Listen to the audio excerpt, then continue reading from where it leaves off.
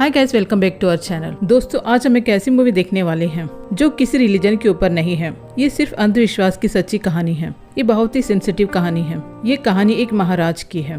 उस जमाने के लोग महाराज को बहुत मानते थे। महाराज चल के आते हैं, लोग उनकी राह में अपनी हथेली बिछाते हैं। वो उनकी हथेली के ऊपर चल के जाते हैं। लोग महाराज को देवता का रूप मानते हैं। उनकी सेवा करना भगवान की सेवा करने के समान है बोलते हैं। वो कहते हैं कि महाराज की सेवा करने से स्वर्ग में जगह मिलेगी। महाराज के जूठन को प्रसाद के रूप में बांटा जाता है। महाराज की चरण सेवा जो भी देखेगा उनको काशी में जाकर स्नान करने का पुण्य मिलेगा। उस जमाने में ऐसे लोगों की सोच थी। उन लोगों में से एक लड़का वो उनको बताता है कि उनकी सोच अंधविश्वास है। तो जल्दी से मूवी को देखते हैं। ये मूवी रियल लाइफ पर बेस है। मूवी का नाम है महाराज। मूवी की शुरुआत सन 1832 गुजरात के वडाल गांव में मुर्जी जीवराज की फैमिली में एक बेटे का जन्म हुआ। ये बच्चा हमारी मूवी का हीरो है। बच्चा दिखने में अपने दादा की तरह दिखता है, इसलिए उसके दादा का नाम ही उसे रखते हैं करसन दास। करसन को दास नाम से बचपन से ही आपत्ति थी। करसन बढ़ता गया, उसके सवाल भी उसके साथ बढ़ते गए। वो पंडित से सवाल करता है, आप अनाज को अग्नि में क्यों डालते हो? वो कहते हैं कि अग्नि में अनाज डालने से अनाज भगवान तक पहुंचता है। करसन पूछता है, क्या अग्नि को भगवान का पता मालूम है? ऐसे कई सवाल करता है जिसका उत्तर कभी देते हैं कभी नहीं दे पाते। वो अपने पिताजी से पूछता है, माँ क्यों हमेशा घूंघट ओढ़ती है? वो कहते हैं कि उनको बुरी नजर न लगे इसलिए। तभी उसकी माँ सीढ़ी से गिरते गिरते बचती है। घूंघट ओढ़े रहने की वजह से उसे ठीक से दिखाई नहीं देता। वो पूछता है कि ऐसा भी घूंघट का क्या मतलब जो उनको ही नजर नहीं आता हो। 10 साल की उम्र में करसन की माँ गुजर जाती है। उसके पिताजी दूसरी शादी कर लेते हैं। करसन की मामा उसे अपने साथ शहर लेकर आते हैं। बॉम्बे सन 1842 7 द्वीपों से बना एक शहर जो एक अंग्रेजी राजा को दहेज में मिला था। राजा ने ईस्ट इंडिया कंपनी को 10 पाउंड के किराए पर दे दिया। बॉम्बे तब एक शहर नहीं सोच था, एक व्यस्त बंदरगाह जो गुजराती वैष्णव कपास व्यापारियों का केंद्र बन गया। बॉम्बे में उस वक्त वैष्णवों की 7 हवेलियां हुआ करती थी। कालबा देवी के बीचों बीच थी मोटी हवेली। हुकूमत अंग्रेजों की थी, पर माना जाता था जेजे को। जेजे हवेली के मुख्य महाराज थे। वो इसी मोटी हवेली में रहते थे। उसी हवेली के पास करसन के मामा का घर था। घर में करसन को बुआ का प्यार, वैष्णव संस्कार के साथ करसन बड़ा हुआ। देखते ही देखते करसन बॉम्बे का हिस्सा बन गया और बॉम्बे उसका। एक आदमी घड़े से पानी छिटकता हुआ, अछूत आ रहा है दूर हटो बोलते हुए आता है। वो जहाँ भी जाएगा वो जगह अछूत हो जाएगा, इसलिए वो उस जगह को साफ करने के लिए पानी छिटकता हुआ आता है। एक आदमी जमीन पर बैठकर कुछ खाता है। वहाँ करसन आकर उस आदमी से कहता है, क्या मैं आपके पास से थोड़ी चटनी ले लूं? वो डरते हुए कहता है, मैं अछूत हूँ, आपको श्राप लगेगा। ये सुनकर करसन उसके पास से चटनी लेकर खाते हुए वहाँ से चला जाता है। करसन एक जर्नलिस्ट है, उसके लेख सभी को पसंद आते हैं। होली के दिन वो अपनी बुआ होली के रंग लगवाने के लिए कहता है। वो कहती है, मैं विधवा हूँ, मुझे इस रंगों से दूर रहना है। ये रंग को तुम अपनी मंगेतर को लगाओ। ये सुन के करसन बुआ के गाल में रंग लगाकर भाग जाता है। वो हंसती है। करसन की मामी उसे घूर के देखती है। वहाँ से करसन अपनी मंगेतर को देखने आता है। उसके मंगेतर किशोरी को रंग लगाने जाता है। वो कहती है, पहले महाराज रंग लगाएंगे, फिर हम होली खेलेंगे। वो कहता है, मंगेतर हूँ मैं, मेरा हक बनता है पहले रंग लगाने को। वो बोलती है, महाराज मंगेतर और धर्म प्यार से ऊपर है, पाप लगेगा मुझे और अगले जन्म में मुझे रंग दिखाई नहीं देंगे। वो कहता है, तुम्हें लगता है कि ये सब हो सकता है? वो कहती है, बिल्कुल, जेजे ने प्रवचन में कहा था। वो पूछता है, जेजे ने जो कहा था वो सच है? वो कहती है, उनकी बातें पत्थर की लकीर है, भगवान कृष्ण के वंश के हैं वो, इसलिए उन्हें जेजे कहते हैं। वो कभी झूठ नहीं बोलेंगे। करसन कहता है, भगवान के साथ सीधा नाता होता है, बीच में किसी जेजे की जरूरत नहीं। किशोरी कहती है, तुम्हारी सोच तो हमेशा अलग होती है। वो कहता, अच्छा ठीक है, मैं तुम्हारी श्रद्धा पर जोर नहीं लगाऊंगा और तुम मेरी सोच पर। वो उसे किस करने चाहता है। तभी कहते हैं कि जेजे आ रहे हैं। महाराज जेजे की एंट्री होती है। एक तरफ भगवान की पूजा होती है, दूसरी तरफ जेजे की पूजा होती है। वो रंग को सबके ऊपर डालकर होली खेलने की इजाजत देते हैं। सब नाचने और गाने लगते हैं। किशोरी और करसन भी नाचते हैं। किशोरी करसन को रंग नहीं लगाने देती। जेजे की नजर किशोरी पर जाती है। वो गिरिधर को इशारा करता है। वो वहाँ से जाता है, किशोरी को जेजे के पास बुलाकर लाता है। जेजे किशोरी के ऊपर रंग लगाते हैं। वो बहुत खुश होती है। उसकी मासी उसे जेजे की हवेली लेकर आती है। उसकी मासी कहती है, इतनी लड़कियों में से चरण सेवा का काम तुम्हें मिला है। वो कहती है, मुझे तो जीते जी मोक्ष मिल गया। उसकी मासी उसे खुशी खुशी अंदर भेजती है। किशोरी अंदर जाते ही उस रूम को देख के एकदम भ्रमित हो जाती है। जेजे झूले में भगवान कृष्ण की तरह पोज देते हैं। उन्हें देखते ही उनके पैर में गिर के आशीर्वाद लेती है। जेजे कहता है, चरण सेवा में चरण नहीं छूते। करसन किशोरी को ढूंढते हुए आता है। किशोरी की छोटी बहन से पूछता है। वो कहती कि आपको नहीं पता जेजे की हवेली में जेजे ने किशोरी को चरण सेवा के लिए चुना है। आज तो घर पे मिठाई बनेगी। ये सुनते ही वहाँ खड़े पुजारी का चेहरा बदल जाता है। गिरिधर खवास दरवाजे के बाहर बैठा रहता है। वहाँ दो आदमी आकर कहते हैं चरण सेवा के दर्शन होंगे। वो कहता पूरे 11 रुपए चाहिए। वो अपने गले से सोने का चैन उतार के देता है। गिरिधर कहता है चुपचाप ऊपर की खिड़की से देखो। वो जाते हैं। वहाँ पहले से बहुत लोग खड़े होकर चरण सेवा को देख रहे हैं। इनका मानना है कि चरण सेवा को देखने से मोक्ष मिलेगा। किशोरी को जेजे अपने पास बैठाकर माथे में चूमते हैं। वो सोचती है जेजे जो भी करेंगे उससे मुझे मोक्ष मिलेगा। वो उसके पीठ पर हाथ फेरते हैं। वो भक्ति से बैठी रहती है। करसन किशोरी को ढूंढते हुए हवेली आ जाता है। गिरिधर उसे अंदर नहीं भेजता। वो कहता है अंदर जो लड़की है वो मेरी मंगेतर है। गिरिधर कहता है वो कहता है तो पहले चरण सेवा आपको देखनी चाहिए। जाओ खिड़की से चरण सेवा देखो, मोक्ष मिलेगा। वहाँ बहुत सारे लोग चरण सेवा देख रहे हैं। वो भी एक खिड़की से चरण सेवा को देखता है। वहाँ किशोरी के साथ जेजे इंटीमेट होते हैं। ये देख के वो चिल्लाता है। करसन नीचे आके दरवाजा को ओपन करता है। किशोरी उसे देख छुप जाती है। ऊपर खिड़की से देख रहे लोग करसन को डांटते हैं। चरण सेवा में बाधा डाल रहे हो, पाप लगेगा तुम्हें, अगले जन्म में कुत्ता बनोगी, हमारी मोक्ष की यात्रा अधूरी रह जाएगी। करसन चिल्लाता निकलो यहाँ से। वो किशोरी से कहता है चरण सेवा के नाम से क्या कर रही हो तुम, मुझे तुमसे ये उम्मीद नहीं थी, घर चल। वो चुपचाप खड़ी रहती है। वो चिल्लाकर कहता है किशोरी घर चल। जेजे कहता है आवाज नीचे, ये चरण सेवा की परंपरा है, तुम भक्ति रस को श्रृंगार रस समझ बैठे। वो किशोरी से कहता है तुम जाना चाहती हो तो जाओ। वो करसन से कहती है आप जाओ मैं आ जाऊंगी। जेजे कहता है सुना नहीं तुमने, उसने क्या कहा, वो आ जाएगी, डरो मत, वैसे भी झूठन हवेली का प्रसाद है। वो पान को थूक के करसन को देता है। करसन कहता है मुझे झूठन पछती नहीं, ना पान की ना सम्मान की। वो वहाँ से बहुत गुस्से से बाहर जाता है। घर आकर बहुत रोता है। उसकी बुआ पूछती है लेकिन वो किसी से कुछ नहीं कहता। फिर अपने काम पे चला जाता है। उसे देखने किशोरी आती है। उसे डांटता है तुमने जो किया वो अंधविश्वास है। वो कहती हवेली में जो हुआ वो सेवा थी, नसीब वालों को ऐसा मिलता है। वो चुपचाप वहाँ से जाने लगता है। वो कहती है तुम्हारा शांत रहना मुझे चोट पहुँचा रही है। वो कहता है कि मैं क्या कहूँ, तुम्हें वह पाखंडी इस्तेमाल कर रहा है। सही या गलत जानने के लिए धर्म नहीं बुद्धि की जरूरत होती है। मैं 4 सालों से इंतजार कर रहा हूँ कि तुम पढ़कर काबिल बनो, यही पढ़ा तुमने। वो कहती आपने तो कहा था आप श्रद्धा पर सवाल नहीं करेंगे। वो कहता है अंधश्रद्धा पर मैं सवाल तो कर सकता हूँ, क्यों मना नहीं किया तुमने मासी को, क्यों छूने दिया जेजे को। वो तुम्हें अपनी झूठन कहे, तुम उस पर गर्व महसूस कर रही हो। मैं तुम्हारा मंगेतर था, मेरा हाथ पकड़ने के लिए तुम डरती थी। वो कहती मैं मजबूर थी। वो कहता नहीं तुम मजबूर नहीं थी, खुशी खुशी चल के गई थी हवेली में, तुम रिवाजों का पालन कर रही थी, धर्म का नहीं। वो कहती मैंने ऐसे क्या कर दिया, न मैं पहली लड़की हूँ और ना ही आखिरी। अगर आपकी माँ जिंदा होती तो वो भी अपनी बेटी को खुशी खुशी वहाँ भेजती। ये सुन के वो उसे मारने के लिए अपना हाथ उठाता है और कहता है आज से हम दोनों का रिश्ता टूट गया। वहाँ से किशोरी जेजे के चरणों को पकड़कर रोती है। उसे सारी बातें बताती है। वो कहता है जो भी होता है वो भले के लिए होता है, ईश्वर की इच्छा से होता है। आज से तुम हमारी खास हो, जेजे की लाडली बन के रहोगी। वहाँ जेजे के साथ फिर से इंटीमेट होती है। उठ के देखती वहाँ जेजे नहीं रहता। वहाँ खड़ी दासी से पूछती है जेजे कहाँ है। शयन आरती के लिए गए हैं। वहाँ से बाहर आती है, बहुत ही खुश होती है क्योंकि जेजे ने उसे अपनी लाडली कहा। एक दरवाजे के पास जेजे की चप्पल रहती है। वो उस चप्पल को छूकर प्रणाम करती है। उस रूम से जेजे की आवाज आती है। वो कहता है सेवा 3 प्रकार की होती है। पहला अपने मन को भगवान के लिए समर्पित करना यानी मानसी सेवा। दूसरा अपने धर्म को गुरु के लिए समर्पित करना, वित्तजा सेवा। तीसरा अपने तन को गुरु के लिए समर्पित करना यानी तनुजा सेवा। जेजे की लाडली बनोगी। ये सुनते किशोरी का चेहरा बदल जाता है। वो सोचती कि यही डायलॉग तो उसने मुझसे कहा था। अंदर कौन है देखती है। वहाँ किशोरी की छोटी बहन रहती है। वो गुस्से से दरवाजा को खोल के अंदर आती है। अपनी बहन को बाहर जाने के लिए कहती है। वो कहती मैं चरण सेवा के लिए आई हूँ। वो उसे बाहर भेजती है। किशोरी जेजे से कहती है ये सब आपने मुझसे कहा था, आप हमारी भक्ति का फायदा उठा रहे हैं। मैं आपको भगवान का रूप मानती थी, आप तो एक मामूली इंसान निकले। आप झूठे हैं, आपने मेरा विश्वास तोड़ दिया, गिर गए आप मेरी नजरों से, आप भी और मैं खुद भी। वहाँ से रोते हुए अपनी बहन को लेकर जाती है। घर जाकर अपनी बहन को कहती है दोबारा तुम वहाँ नहीं जाओगी, मैं तुम्हारे पैर तोड़ दूंगी। उसकी बहन कहती है जब तुम चरण सेवा के लिए गई थी, घर पर मिठाई बनी थी, तब तो तुम बहुत खुश थी, अब क्यों जलन हो रही है तुम्हें। किशोरी रोने लगती है। वो पूछती क्या हुआ। वो कहती है करसन को जो देना था वो जेजे को दे बैठी। मौत के बाद स्वर्ग की इच्छा में मैंने नर्क को चुन लिया। आज करसन ने सगाई तोड़ दी। वो पूछती क्यों, पिताजी को पता है। वो कहती नहीं। उसकी बहन कहती करसन को मना लो। वो कहती है किस मुंह से मनाऊं, जिस आंखों में मेरे लिए प्यार देखा था उन आंखों में मैंने अपने लिए घिन देखा। मैंने खो दिया करसन को हमेशा के लिए। उसकी बहन चुन्नी से एक गांठ बांधकर कहती है माँ मन्नत के लिए ऐसे ही गांठ बांधती है, जब तक करसन माफ नहीं करेंगे ये गांठ नहीं खुलेगी। करसन अपने मामा से सगाई तोड़ने की बात करता है। वो उस पर चिल्लाते हैं। किशोरी के पिता क्या मुंह दिखाएंगे समाज के सामने, क्या गलत किया उसने, तुम्हारी माँ ने भी चरण सेवा की थी। वो गुस्से से कहता है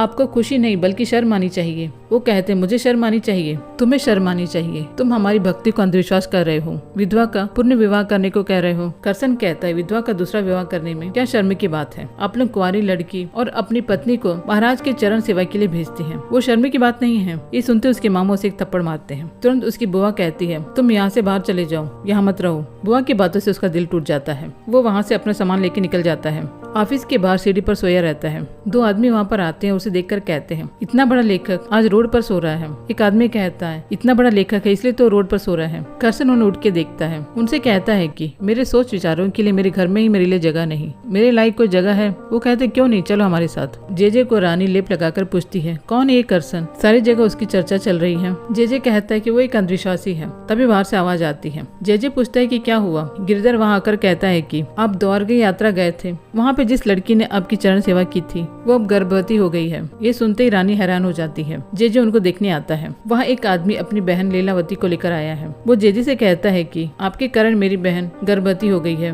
आपका बच्चा उसके पेट में पल रहा है, उससे आप शादी कर लीजिए, हमारे मान सम्मान को बचाइए। जेजे कहता है डरने की कोई बात नहीं, मैं एक डॉक्टर का पता देता हूँ, वहाँ जाकर अबॉर्शन कर लो। ये सुनते ही लीलावती के भाई को बहुत गुस्सा आता है। वो चिल्लाता है कि आपसे ये उम्मीद नहीं थी। लीलावती जेजे के पैर में गिरकर रोती है और कहती है मेरे भाई को माफ कर दीजिए। वो कहती है कि मेरे पेट में आपका बच्चा पल रहा है, उसे मैं भगवान का रूप मानती हूँ, मैं उसे नहीं मारना चाहती। वो लीलावती से कहते हैं कि भगवान ही तुमसे कह रहे हैं कि उस बच्चे को गिरा दो। वो उसे कुछ खिलाते हैं। उसका भाई चिल्लाता है उसे मत खाओ। वो खा लेती है। करसन बारिश में आते समय इन दोनों को देख लेता है। वो आदमी सारी बातें बताता है। मेरी बहन को जेजे ने कुछ खिला दिया जिससे उसकी तबीयत बहुत खराब होती जा रही है। करसन कहता है कि डरो मत, मैं गाड़ी लेकर आता हूँ। वो एक ठेला को लेकर उनके पास आता है। वो देखता है कि वो दोनों वहाँ नहीं रहते। तभी वहाँ हवेली का दरवाजा बंद होता है। वो हवेली के पास आकर चिल्लाता है। तभी वहाँ पंडित लालवंत जी आते हैं। करसन उनको सारी बातें बताता है। वो कहते हैं कि इसी तरह से ये हवेली न जाने कितने लोगों को निकल चुकी है। ये सब पता होने के बाद भी हम कुछ नहीं कर सकते, क्योंकि जेजे सारे महाराजों में सबसे अमीर महाराज है। उसके प्रति प्रजा की भक्ति ने उसे और भी शक्तिशाली बना दिया है। कोई भी उसे कुछ नहीं कर सकता, लेकिन तुम कर सकते हो अपनी लेख से। करसन दादा भाई नवरोची के पास हवेली की सच्चाई बताता है। वो कहता है कि मैं हवेली पर एक आर्टिकल लिखना चाहता हूँ। वो कहते हैं कि बिना सबूत के हम कुछ नहीं लिख सकते। हवेली के सामने हम कुछ भी नहीं हैं। प्रजा की भक्ति ने महाराज को और भी शक्तिशाली बना दिया है, इसलिए पहले देश सेवा में लगे रहो। करसन कहता है कि पहले हमें घर को साफ करना होगा। तभी दादा भाई कहते हैं कि अगर ऐसा है तो पहली शुरुआत तुम करो। किशोरी यहाँ आई थी, तुमने किशोरी को सुधरने का मौका नहीं दिया। करसन को अपनी गलती का एहसास होता है। वो किशोरी के साथ शादी करने का वादा करता है। तभी करसन को बुलाते हैं। किशोरी ने कुएं में कूद के अपनी जान दे दी है।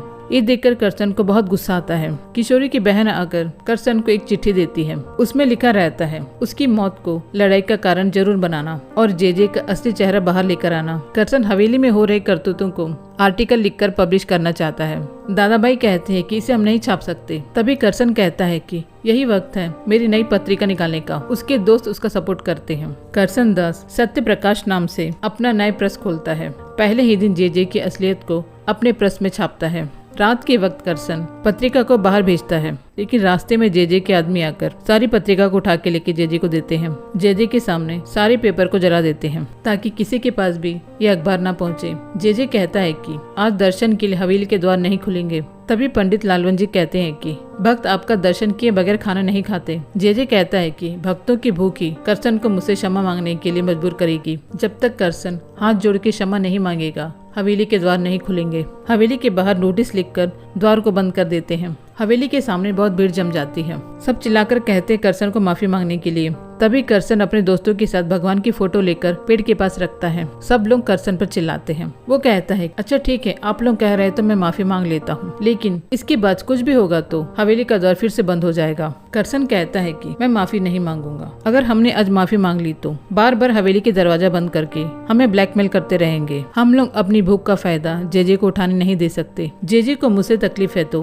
मुझसे आकर बात करे, मेरे लिए दर्शन बंद करे। वो क्यों पूरे गांव के लिए दर्शन को बंद कर रहे हैं? वो कहता है कि भगवान हर जगह होते हैं, तो हम क्यों इस प्रतिमा की पूजा करके खाना नहीं खा सकते? यही तो हमारे कृष्ण जी हैं। झुंड में से एक लड़की सीटी बजाती है और कहती है इस गांव में पहली बार किसी लड़की ने बहुत अच्छी बात की है। मैं यहीं पर अपनी भगवान की पूजा करूंगी, मुझे तो बहुत भूख लग रही है। तभी पंडित वहाँ आकर कहते हैं आज हम यहीं पर पूजा करेंगे। उन्हें देख के करसन उन्हें प्रणाम करता है। पंडित करसन से कहते हैं कि आज आरती तुम करोगे। वो पूजा करने लगता है। खिड़की से महाराज ये सब देखते हैं। सारे अखबार में करसन दास की चर्चा होती है, इसलिए सत्य प्रकाश की दूसरी कॉपी निकालने की तैयारी करते हैं। सत्य प्रकाश की दूसरी कॉपी छपने के लिए तैयार है। नानू जी कहते हैं कि मैं अकेला पड़ जाऊंगा, वे 5 लोग हैं, मैं कैसे उन्हें संभालूंगा। तभी वहाँ विराज आती है। वो नानू जी से कहती है कि आप बहुत सारे स्पेलिंग मिस्टेक कर रहे हैं। वो करसन से कहती है कि मैं 10वीं तक पढ़ी हूँ, मुझे इस प्रश्न में काम चाहिए। वो कहती है कि मैं बहुत ही शार्प हूँ। करसन कहता है कि शार्प नहीं, शार्प। उसे भी कुछ शब्द ठीक से नहीं आते। विराज कहती है कि मेरे लायक काम है कि नहीं।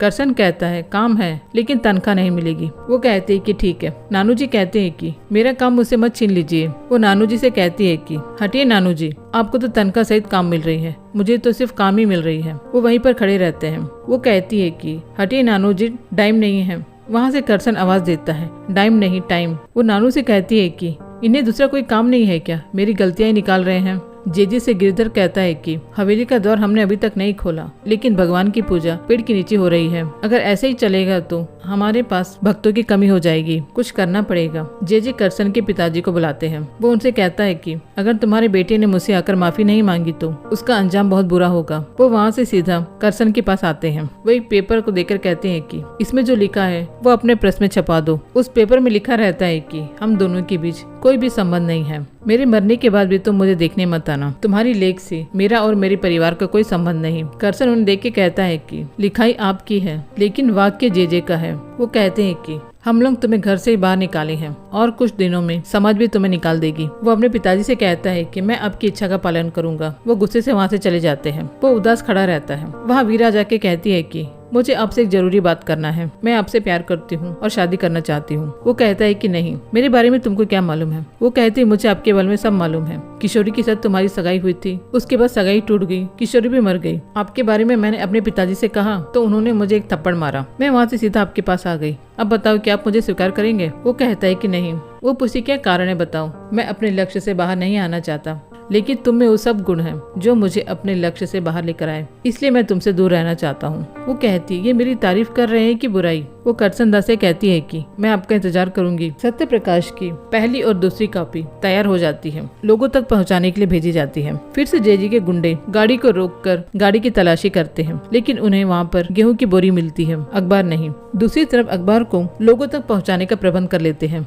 सुबह सब लोग अखबार में जेजे के करतूत को पढ़ते हैं। गिरिदास अखबार को लेके जेजे के पास आता है और कहता है हमने इस अखबार को बाहर नहीं जाने की बहुत कोशिश की, फिर भी वो बाहर भेज दिया। अब क्या करेंगे बताओ। ये सुनकर जेजे के चेहरे में स्माइल ही रहती है, अभी भी वो टेंशन नहीं होता। तभी वहाँ रानी आती है। वो बताती है कि डॉक्टर आए हैं, वो आपसे तुरंत मिलना चाहते हैं। जेजे उठ के डॉक्टर को देखने जाता है। पेपर को रानी पढ़ती है, उनका चेहरा बदलता है। हवेली के द्वार को खोल देते हैं। कुछ लोग हवेली में जाकर पूजा करने लगते हैं। जेजे एक लड़की का हाथ पकड़कर अंगूठे को दबाता है। इसका मतलब इस लड़की को चरण सेवा के लिए बुला रहे हैं। उसकी माँ देखकर कहती है कि मेरी बेटी की तबीयत ठीक नहीं, वो नहीं आएगी। वो वहाँ से अपनी बेटी को लेकर चली जाती है। ये सब करसन दास के अखबार का कमाल है। ये सब विराज देखती है और जेजे के पास आकर कहती है सब लोगों ने सत्य प्रकाश के अखबार को पढ़ लिया, अब किसी भी लड़की के अंगूठे को दबाने से पहले सोच लेना। ये सुनकर जेजे मुस्कुराते हैं। गिरिधर जेजे से कहता है कि आप कहेंगे तो उसको खत्म कर देते हैं। जेजे कहता है कि अभी नहीं, उसे कुछ भी होगा सबकी नजर हमारे ऊपर रहेगी, हम उसे धर्म से चुप नहीं करा सके, न्याय से चुप कराएंगे।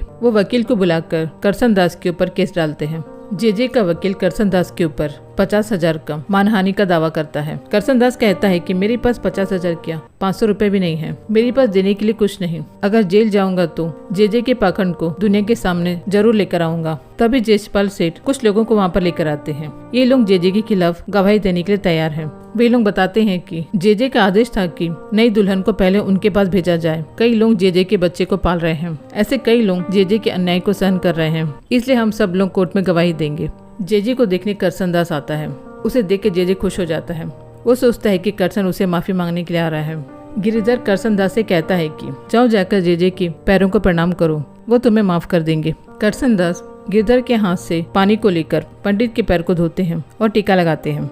करसन दास सबको बताता है कि जेजे ने मेरे ऊपर 50,000 का मानहानि दिया है। मैं जेजे से माफी मांगने नहीं, केस को डील करने आया हूँ। अपने वकील को दिखाता है। जेजे उस वकील को देख के हंसते हैं और कहते हैं कि अभी तक तो उसके मुझ भी नहीं आए हैं, वो क्या मेरे खिलाफ केस लड़ेगा। जेजे से गांव के मुख्य लोग बात करते हैं। हम सब लोग वैष्णव वंश के हैं, आज तक हम में से कोई भी कोर्ट तक नहीं गया। पुजारी कहते हैं कि इसलिए आप भी नहीं जाइए। जेजे कहता है कि नहीं, मैं कोर्ट जाऊंगा, नहीं तो लोगों को मेरे ऊपर से विश्वास टूट जाएगा। करसन दास को तेजपाल सेठ बताते हैं कि जो गवाही के लाने वाले थे उनमें से एक आदमी गायब है। बाकी के लोगों को समाज से बाहर निकालने की धमकी दी गई है। वे लोग गवाही देने के लिए डर रहे हैं। वकील करसन दास से कहता है कि हम लोग गवाहों के नाम को कोर्ट में दिए हैं, उनको हम नोटिस भेजेंगे। नोटिस मिलते हुए लोगों को कोर्ट में जरूर आना ही पड़ेगा। करसन दास कहता है कि नहीं, हम उनसे जबरदस्ती नहीं कराएंगे। करसन दास कहता है कि मैं अखबार में पब्लिश करूंगा कि जेजे के खिलाफ कोई भी गवाही दे सकता है। तभी वहाँ विराज आकर करसन दास को वहाँ से लेकर जाती है। वे लोग देखते हैं कि करसन दास का प्रश्न सत्य प्रकाश पूरी तरह से जल रहा है। वो कहता है कि मेरे पिताजी कहा करते थे, अपनी हैसियत के हिसाब से दोस्ती और दुश्मन को चुनो। मैंने बहुत बड़े आदमी से पंगा ले लिया। विराज अपना फ्लैशबैक बताती है। जब वो 16 साल की थी, उसके माँ पिताजी ने उसे जेजे के पास चरण सेवा के लिए भेजा था। उस छोटी सी उम्र में मुझे लगा कि मेरे साथ जो हो रहा है वो गलत है। मैं वहाँ से भाग आई। कितनी लड़कियाँ उस पाखंडी जेजे के कारण बर्बाद हो चुकी हैं और न जाने कितनी होने वाली है। हमें जरूर इस केस को लड़ना होगा। तभी एक आदमी आकर कहता है कि आपको देखने के लिए रानी आई है। रानी उनको एक एड्रेस देकर कहती है, यहाँ पर जाओ, तुम्हें गवाह मिल जाएंगे। वे लोग एड्रेस का पता लगाकर आते हैं। वहाँ पर श्याम जी और उसकी बहन लीलावती रहते हैं। करसन दास उनसे पूछता है कि उस दिन तुम लोग कहाँ चले गए थे। वो बताते हैं कि उन्हें वहाँ से रानी लेकर गई थी और लीलावती को नमक पानी देकर उसके पेट से जहर बाहर निकाली। मेरी बहन की जान को रानी ने बचाया, वही आप लोगों को भेजी है। इसका मतलब वो चाहती है कि मैं जेजे के खिलाफ गवाह दूं। लीलावती कहती है कि मैं जेजे के खिलाफ जरूर गवाही दूंगी, लेकिन केस के लिए और 15 दिन बचे हैं। करसन दास कहता है कि तब तक हम इन दोनों को कहाँ छुपा के रखें। बैलगाड़ी में बोरी के बीचों बीच इन दोनों को बैठाकर लेकर जाते हैं। दादा भाई कहते हैं कि तुम मेरा पर्स यूज कर लो और सत्य प्रकाश नाम से इस पर्स को चलाओ। जेजे के पर्सनल डॉक्टर के पास से वकील को एक लेटर आती है। जेजे करसन दास को अपने पास बुलाता है। वो वहाँ जाता है। जेजे कहता है कि मैंने तुम्हें माफी मांगने के लिए बुलाया है, तुम मुझसे माफी मांग लोगे तो तुम्हें कोर्ट जाने की जरूरत नहीं। करसन दास कहता है कि मैं माफी आपसे नहीं मांगूंगा, जो होगा कोर्ट में देखा जाएगा। करसन दास को लीलावती पर विश्वास है कि वो गवाही देने जरूर आएगी। वो वहाँ से जाने लगता है। जेजे उसे बुलाता है, रुको जरा, सब्र करो। फिर गिरिधर को आवाज देता है। गिरिधर के साथ लीलावती रहती है। जेजे कहता है कि गिरिधर की शादी लीलावती से हो गई है, बच्चे को नाम भी देना था। जेजे कहता है कि लीलावती की 2 छोटी छोटी बहनें हैं, उन्हें भी देखना पड़ेगा लीलावती को, वो क्या करेगी। करसन दास पूछता है कि श्याम जी कहाँ हैं। जेजे कहता है कि मुझे नहीं मालूम वो कहाँ गया। अगले दिन सुबह जेजे कोर्ट जाने के लिए आता है। जेजे जिस रास्ते से आने वाला है उस रास्ते को रंग बिरंगी रंगोली से सजाते हैं। जेजे एक रथ में वहाँ आता है। गांव के सब लोग उसका सम्मान करते हैं। सब लोग महाराज की जय बोलते हैं। रथ से उतरते समय वहाँ खड़े सब लोग जेजे के रास्ते में अपनी हथेली को फैलाते हैं। वो उनकी हथेली पर चलकर जाते हैं। जेजे को बैठने के लिए उसके सिंहासन को उठाकर लाते हैं। कोर्ट के अंदर जेजे अपने सिंहासन में बैठता है। जेजे को वकील विटनेस बॉक्स में आने को कहता है। जेजे कहता है कि मैं तो यहीं पर बैठा हूँ, कहाँ भागे चले जा रहा हूँ, जो भी पूछना है यहीं पर पूछो, मैं अपनी मर्जी से आया हूँ, मैं कहीं नहीं भागने वाला। वकील फर्स्ट विटनेस जेजे के डॉक्टर को बुलाते हैं। डॉक्टर बताते हैं कि जेजे को एक गुप्त रोग है, इसे चांदी का रोग या सिफिलिस कहते हैं। ये बहुत सारे लोगों से संयोग करने के कारण आता है। इस रोग का ट्रीटमेंट मैं उन्हें दे रहा हूँ। ये सुनते ही वहाँ के लोग सब हैरान हो जाते हैं। ये सब एक आदमी बाहर आकर लोगों को बताता है कि महाराज को चांदी का रोग है। वकील डॉक्टर से कहते हैं कि आप और कुछ कहना चाहते हैं। वो कहते हैं हाँ, जेजे ने बहुत सारी लड़कियों का बच्चा गिराने के लिए मेरे पास भेजा था। मैंने उनसे कह दिया कि ये पाप मैं नहीं करूंगा और उन्हें वापस भेज दिया। वो उन लड़कियों को प्रसाद के अंदर गर्भ गिराने का दवाई देकर उनका गर्भ गिराते थे, जिस कारण उन लड़कियां पेट दर्द से तड़पती थी। उनमें से एक लड़की मेरे पास इलाज के लिए आई थी। जेजे कहता है कि कुछ दिनों मैं गाँव से बाहर गया था, वहाँ के मसाला से मुझे एलर्जी हो गई, उसका इलाज मैं करवा रहा था। गिरिधर को विटनेस बॉक्स में बुलाया जाता है। उसे लीलावती के बारे में पूछा जाता है। कोर्ट में गिरिधर का झूठ पकड़ा जाता है। करसन दास को विटनेस बॉक्स में बुलाते हैं। उनसे पूछा जाता है कि चरण सेवा के दर्शन कैसे होते हैं। वो बताता है कि जेजे के साथ स्त्री के संभोग को चरण सेवा दर्शन कहते हैं और भक्त पैसा देकर चरण सेवा देखने आते हैं। करसन दास कहता है कि आज भी मैं माथा टेकता हूँ हवेली के द्वार पर। मुझे वैष्णव होने पर गर्व है। मेरी लड़ाई ना तो हवेली के खिलाफ है न संप्रदाय के। ये महाराज ये सब करते आए हैं क्योंकि हमने उन्हें करने दिया। आप लोग बेटी को घर से और बहू को घूंघट से बाहर आने नहीं देते। क्या मजाल है कि एक आदमी उनके साथ चरण सेवा मनाए और सबको दिखाए। उस दिन आपके घर में मिठाई भी बनती है। जो 100 सालों से चला आ रहा है उसे आज नहीं बदलेंगे तो सदियों तक चलेगा। स्वर्ग तक जाने जेजी या कोई आदमी हमें नहीं ले जा सकता। वहाँ तक हमारे कर्म पहुँचाएंगे। मुझे जेल हो जाएगी तो भी मैं सलाखों के पीछे सवाल पूछता रहूंगा।